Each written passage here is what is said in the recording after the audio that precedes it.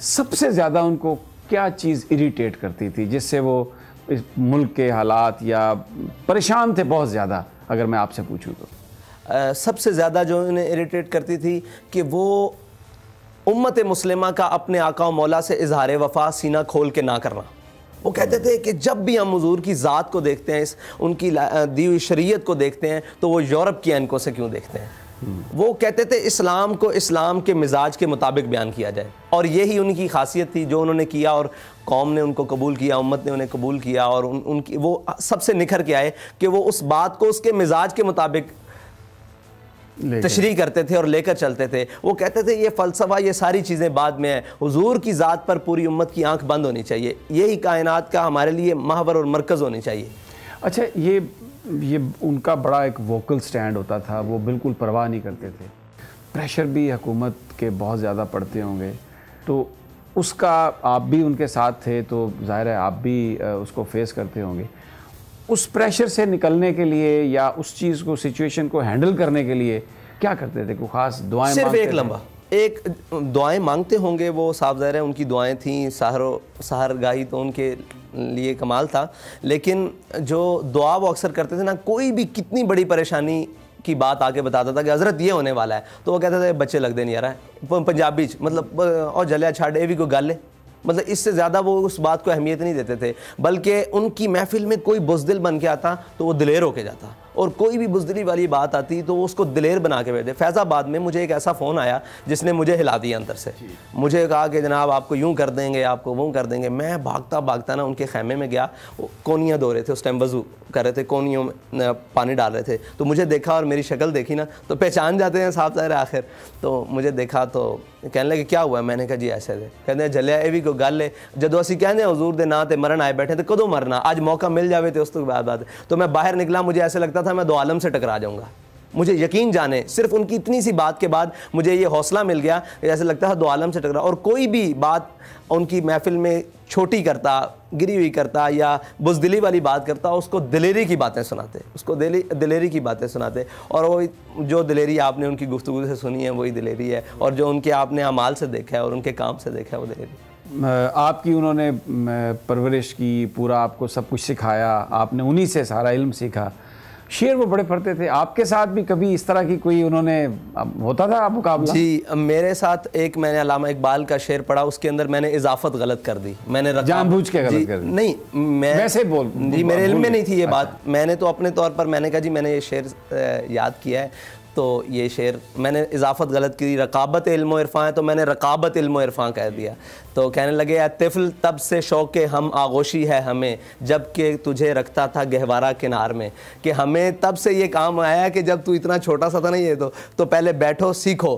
फिर हमने हज़रत से सबकन इकबाल पढ़ा, और इकबाल कि वो इतने बड़े शहदाई थे। और इकबाल वो कहते थे लोगों ने इकबाल को यही पढ़ा है, चीन और अरब हमारा है, हिंदुस्तान है हमारा। इकबाल इससे आगे की चीज़ है, और वो हुजूर की बात बड़ी सीना खोल के करता है। और आके जो पढ़े लिखे लोग थे उन्हें मजलिस में खोल के कहते थे ये ज़रा देखना इकबाल ने क्या लिखा है। कहते थे अगर ये हम मिंबर पे बयान करें तो लोग हमें मारेंगे। लोग कहते हैं मौलवी सख्त है, इकबाल से बड़ा मौलवी कौन है। इकबाल से फरमाया हुजूर के दीन की जिसको समझ आ जाए ना, वो सारी कायनात में आगे निकल जाता है। इस बात को समझने की ज़रूरत है। और वो इस फोकस पे, इस मतलब बात पे फोकस देते थे कि हुजूर के दीन और हुजूर के फरामीन में उम्मत मुस्लिमा की कामयाबी है, ना कि ये दाएं बाएं हमारा दौड़ना।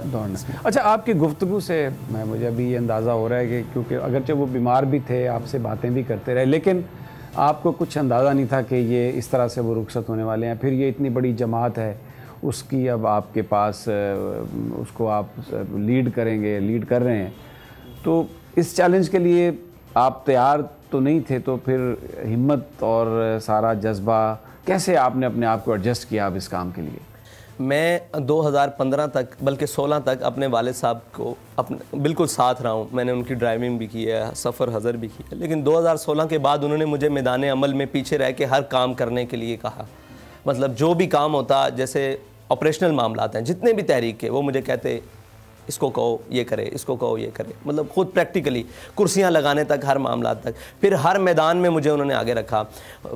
फैज़ाबाद जिस दिन ऑपरेशन हो रहा था, सबको कहते उसको बुला के लाओ, मुझसे पूछते हाँ क्या सूरत हाल है। मैंने कहा जी शेलिंग हो रही है, ये है। मुझे कहते चलो भाग के आगे जाके सबसे आगे खड़े होना है, लोगों को ये ना लगे कि तुम पीछे भागे। मैं फिर सबसे आगे जाता, फिर बाद वापस आता, फिर आगे जाता, फिर वापस आता। तो उन्होंने हमें मैदान अमल में रख के ना खौफ भी दिखाया। खौफ की जो सूरत हाल सही होती है ना, जिसमें अल्लाह ताला ने कहा वला नबलुवन्नकुम बिशैइन मिनल खौफ वल जूइ व नक्सिम मिनल, तो हमने भूख भी देखी उनके साथ रहते हुए, खौफ भी देखा और नुकसान देखा, जानों का ज़िया भी देखा, सारा कुछ देखा। उन्होंने हमें प्रैक्टिकल लाइफ से गुजारा कि हमें उनकी जो जुदाई है ना, वो तो हमारे लिए एक ऐसा लम्हा है और ऐसी एक दागे मतलब गम है कि जो कभी मिट नहीं सकता। लेकिन उन्हें हमें प्रैक्टिकल लाइफ से ऐसे गुजारा है कि इंशाल्लाह ये छोटे मोटे जो मामलात हैं, ये सारे मतलब प्रेशर और आप कह सकते हैं डराना धमकाना, इन चीज़ों से हमें उन्होंने गुजारा है, प्रैक्टिकल गुजारा है। ये चीज़ें हमें इंशाल्लाह हमारे मंजिल की जानिब बढ़ने से नहीं रोक सकें। अच्छा, अब क्योंकि हर नज़र आपकी तरफ है और जिस एहतजाज की वजह से यानी वो बीमार थे और उस एहतजाज में उन्होंने शिरकत की, फिर वो उस दुनिया से भी चले गए, एक मुआहदा हुआ था गवर्नमेंट के और तहरीक लब्बैक के बीच में। पूरी जो इस वक्त नौजवान पाकिस्तान के हैं वो उसी की तरफ देख रहे हैं, सोशल मीडिया पर भी है, 16 या 15 शायद उसकी तारीख है अगले माह की। तो कोई हुकूमत से कोई बातचीत हो रही है इस हवाले से? हाँ जी, हमारे नुमाइंदगान की उनसे काफ़ी सारी बैठक हुई है, तो वो हमसे पूछते हैं कि आपका इरादा क्या है। हमारा सवाल उनसे सिर्फ इतना है कि आपने हमारे मुआहदे के हवाले से अमली इक़दामात क्या किए हैं। अगर आप मुतमईन कर लें, हमें दिखाएं कि हमने ये अमली इक़दामात नामूस रिसालत के लिए जो हमने आपसे वादा किया वहाँ तक किए, सफ़ीर को निकालने के मामलात, मसनूआत के बाइकाट के मामलात, तो हम देखेंगे कि हमने आगे कैसे चलना है। अगर वो हमें बिल्कुल अंधेरे में रखते हैं और जो ज़ाहिरन उनकी लग रहा है कि वो उलमा को मुशावरत के लिए बुला रहे हैं धरने के, मैंने कहा धरने के लिए मुशावरत नहीं करें, आप मुआहदे के लिए मुशावरत करें। तो मुआहदे के लिए मुशावरत के लिए आपने एक कौम से मुआहदा किया है, उन्होंने अपनी जानें हाथ पे रख कर आपके साथ एहतजाज किया और रोड ब्लॉक किया है और आपने सुनी नहीं बात। जब आपकी हर चीज़ मुकम्मल ब्लॉक हो जाती है तब आप बात सुनते हैं। तो हम अभी भी ख्वाहिश करते हैं कि वो हमारी बात पहले सुने। अभी उनके पास वक्त है, 1 माह का वक्त है, उसके ऊपर अमली इक़दामात ना करें। अगर नहीं करेंगे तो फिर हमारे वालिद साहब की सुन्नत हमारे सामने बिल्कुल वाज़े तौर पर मौजूद है, हम उसी ट्रैक पर चलेंगे।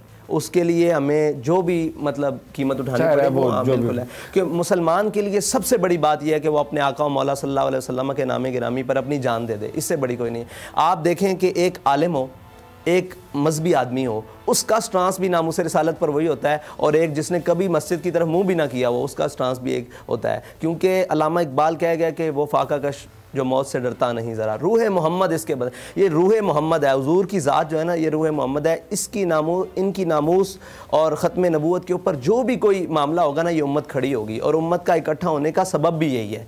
वरना अल्लामा खादिम हुसैन रिज़वी ने ना पैसे बांटे हैं, ना कोई और मामलात किए हैं, ना जायदादें उनके पास थी, ना कोई ऐसी चीज़ें थी। उन्होंने हुजूर की बात की और वो रूह जो है ना, रूह मोहम्मद, वो उम्मत के दिलों में दिमागों में दोबारा फूंकी है, तो उम्मत दोबारा इकट्ठी होगी। और इस स्टांस के लिए इंशाल्लाह हम आखिरी हद तक जाने के लिए तैयार हैं। हम हुकूमत हमारे साथ मुआहदा करे जो उसने बात की, अगर नहीं करेगी तो फिर हमारे पास दूसरा रास्ता है जो हमारा कानूनी आईनी सारे हक हैं।